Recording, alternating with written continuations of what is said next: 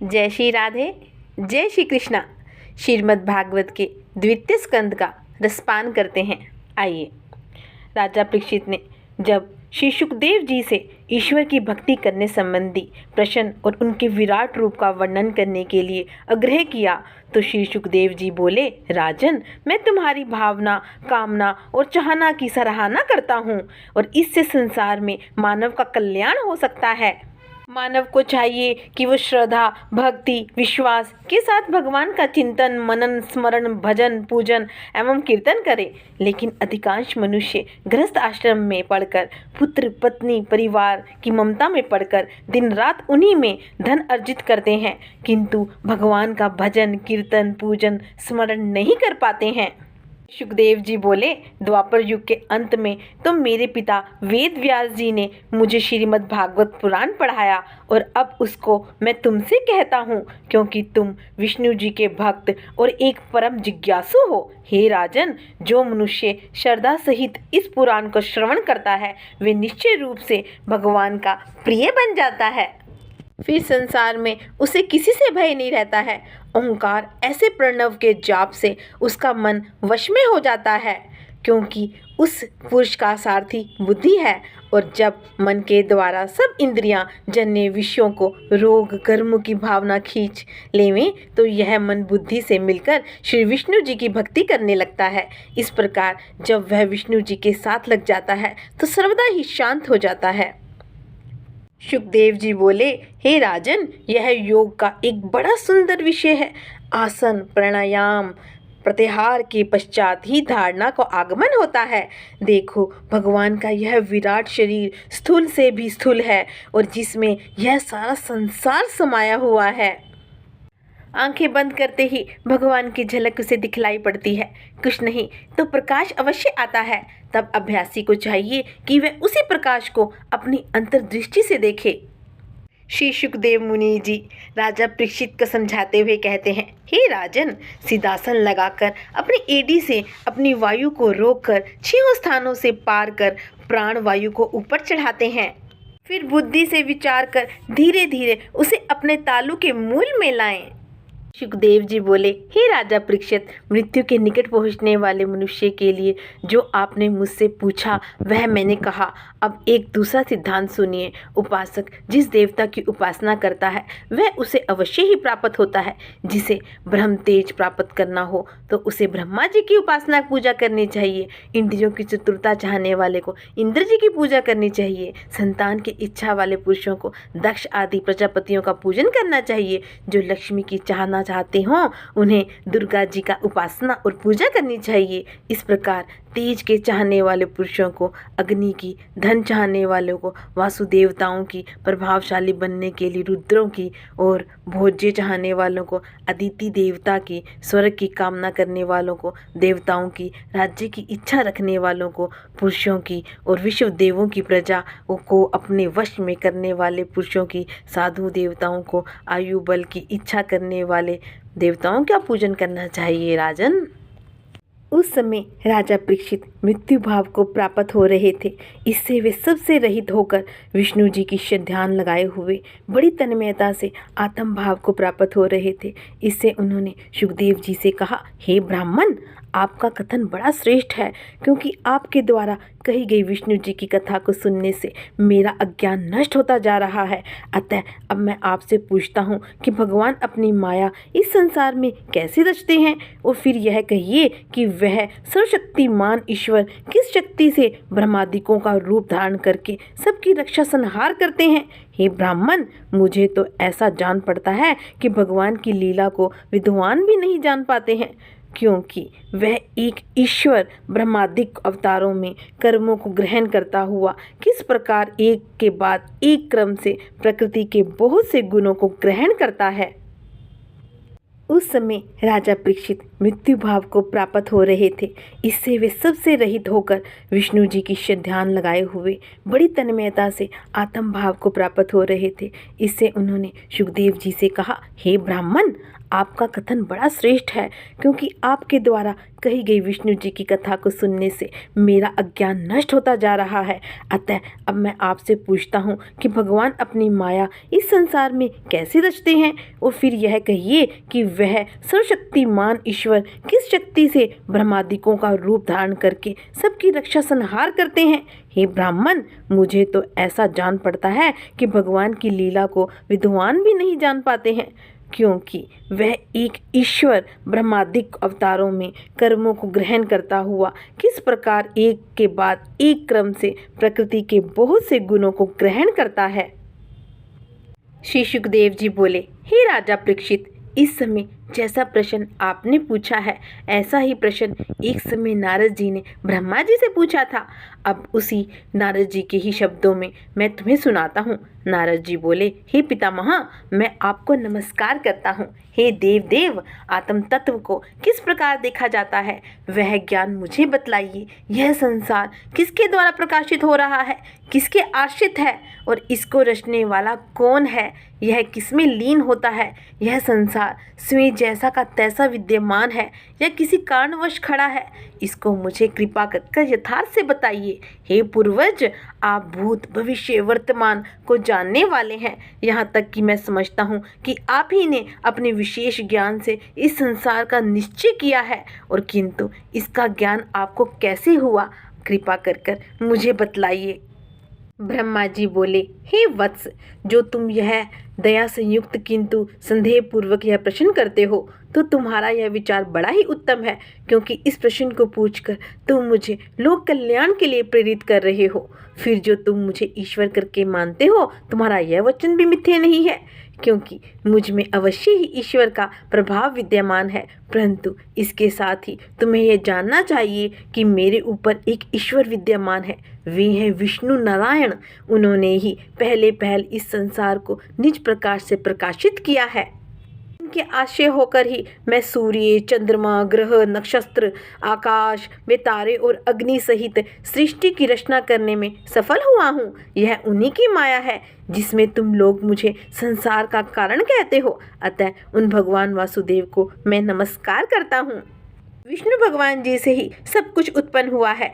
ब्राह्मण उस पुरुष के मुख से हैं, क्षत्रिय भुजा हैं, वैश्य उनकी जंघाएं हैं, और उनके पैरों से शूद्र उत्पन्न हुए हैं, और फिर उनके अर्थात उन्हीं विष्णु भगवान के चरणों से पृथ्वी लोक, नाभि से भूलोक, हृदय से स्वर्गलोक, वक्षस्थल से महालोक उत्पन्न हुए हैं। तत्पश्चात उनकी ग्रीवा से जनलोक, स्तनों से तपोलोक और मस्तक से सत्यलोक की उत्पत्ति हुई है, जिनकी कटी से अतल और जांघों से वितल लोक बन गए हैं। और फिर भगवान ने अपनी जंघों से एक शुद्ध स्थूल लोक और जांघाओं से तला लोक फिर भगवान ने अपने जानुओं से एक शुद्ध स्थूल लोक और जांघाओं से तलातल लोक की रचना की है। इसी प्रकार घुटनों से महातल, पैरों से रसातल और पैरों के नीचे से पताल लोक बना है। जय श्री राधे, जय श्री कृष्णा। श्री कृष्ण कन्हैया लाल की जय। श्रीमद् भागवत के द्वितीय स्कंद में श्री विष्णु भगवान जी के अवतारों का वर्णन आइए जानते हैं। ब्रह्मा जी बोले, हे तपस्वी नारद, जब अनंत विष्णु जी ने वराह अवतार धारण कर पृथ्वी को उठाने की इच्छा की, तब जिस प्रकार इंद्र ने पर्वत को तोड़ डाला था, उसी प्रकार उन्होंने महासमुद्र के मध्य में आए हुए हिरण्याक्ष आदि दैत्यों को दाढ़ से विदारण कर दिया। और तब रुचि नामक प्रजापति की आकृति नामक की स्त्री से सुयज्ञ नाम का एक ऐसा पुत्र उत्पन्न हुआ, जिसने अपनी स्त्री दक्षिणा में यज्ञ नाम के देवताओं को उत्पन्न किया। और समय आने पर इन पुत्रों ने त्रिलोकी का बड़ा भारी दुख हरण कर लिया, और इससे महात्मा स्वयंभू मनु ने उन्हीं सुयज्ञ भगवान को हरि की उपाधि दी। तत्पश्चात कर्दम मुनि के घर में उनकी देवहूति नाम की स्त्री से अपनी 9 बहनों के सहित कपिल देव मुनि जी उत्पन्न हुए। और ये महात्मा बड़े ही ज्ञानी और ब्रह्मावादी थे। उन्होंने अपनी माता को ब्रह्म ज्ञान देकर उसी जन्म में मुक्ति प्राप्त करा दी।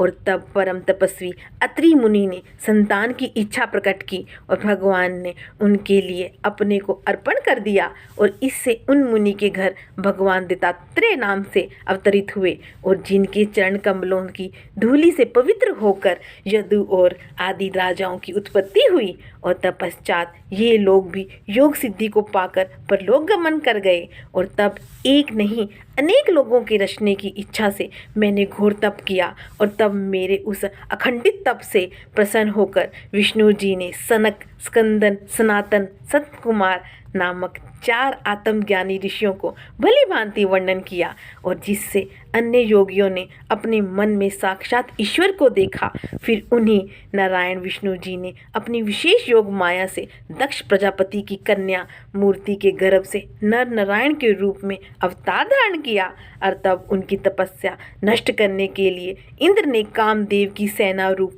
उर्वशी आदि अप्सराएं भेजी, परंतु वे भगवान के व्रत को तोड़ ना सकी।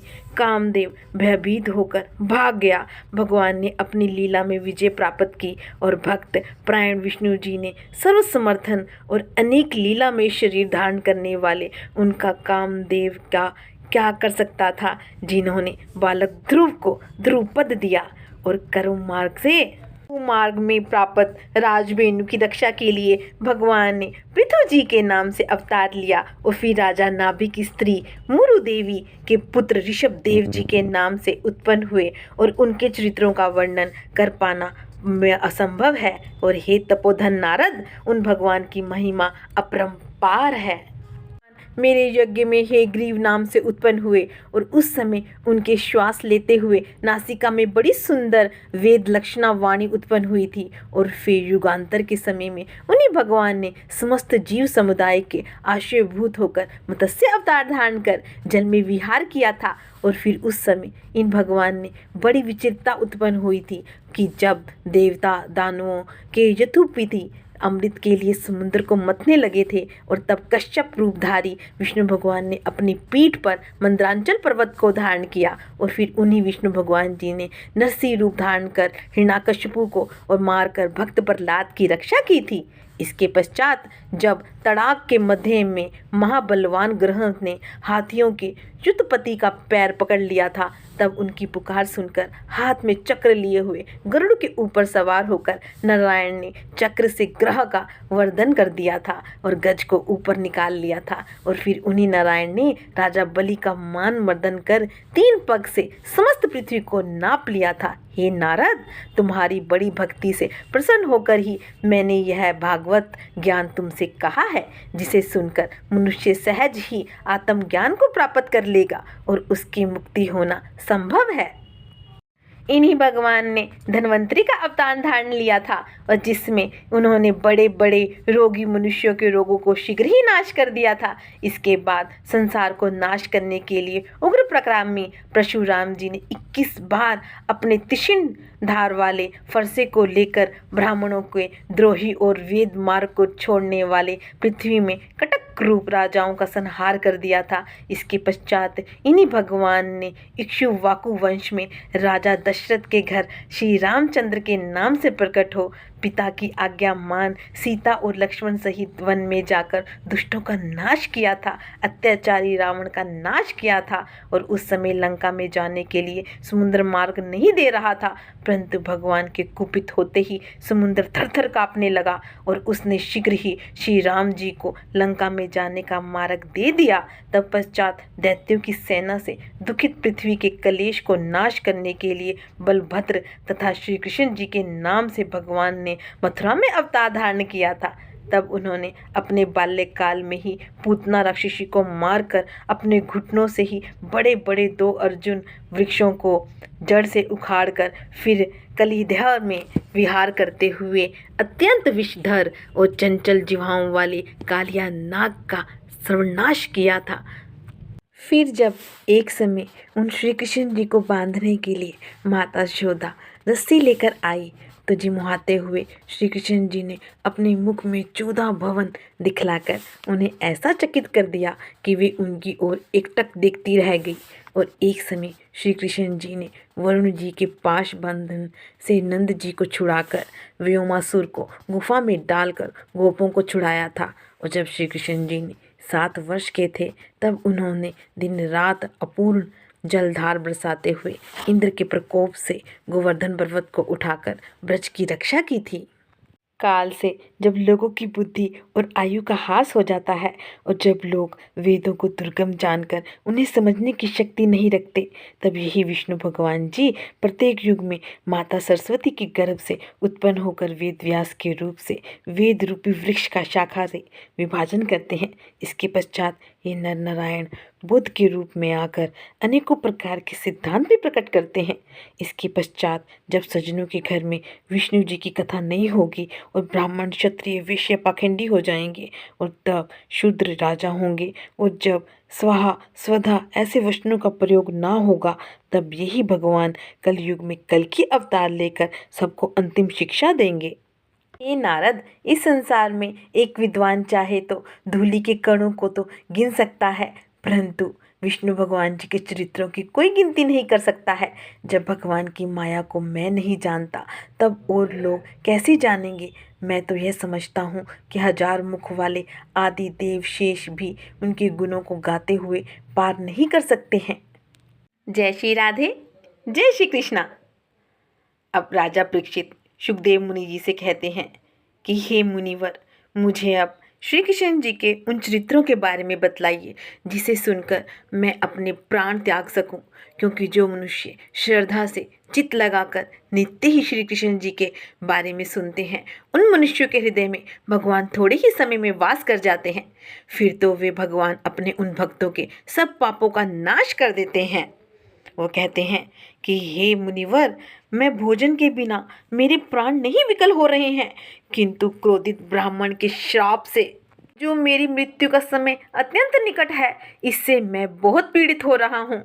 सूत जी कहते हैं कि जब विष्णु भगवान की कथा के संबंध में राजा परीक्षित ने सुखदेव मुनि जी से ऐसे प्रश्न पूछे तो वे बहुत खुश हुए और फिर उन्होंने वेद के समान इसी भागवत नामक पुराण को कहा, जिसे ब्रह्मकल्प के समय भगवान ने श्री ब्रह्मा जी से कहा था।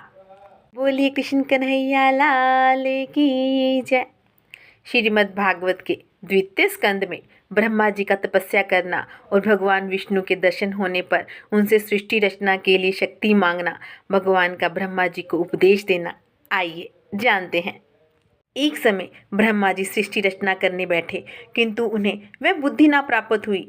तब उन्होंने एक समय जल में 2 बार कहे हुए 2 अक्षरों का ऐसा वचन सुना कि तप करो ऐसी ध्वनि को प्रकट हो रही थी। और तब ऐसी ध्वनि किसने कही है, उसका दर्शन करने के लिए ब्रह्मा जी चारों ओर देखने लगे, लेकिन वह दर्शन कहाँ। इसे ब्रह्मा जी ने विवश होकर घोर तप करना शुरू किया और उनके तप से तीनों लोग जलने लगे। और तब भगवान ने प्रसन्न होकर उन्हें देवताओं की प्रशंसा से प्रशंसित होकर और शोक मोह और क्लेश से रहित अपना वह उत्तम लोक दिखलाया, जिसमें सत्व रज तम तीनों गुण विद्यमान रहते हैं। उस लोक पर काल का कोई वश नहीं था और ना वहाँ माया ही अपना कुछ बस ला सकती थी। भगवान ने उस लोक की रमणीयता कही नहीं जाती, चारों ओर सौंदर्य फैला हुआ था। ब्रह्मा जी ने कहा, हे माधव, आप मुझे ऐसी बुद्धि दीजिए जिससे मैं सृष्टि की रचना करने में सफल हो सकूं। आप मुझे जैसी शिक्षा देंगे मैं आलस्य रहित होकर वैसा ही आचरण करूंगा। पहले मैं राजाओं की सृष्टि रचना करना चाहता हूं और सो आप मुझ पर ऐसी दया कीजिए कि जिससे मैं सब कुछ करते हुए भी किसी प्रकार के बंधनों में ना पड़ूं।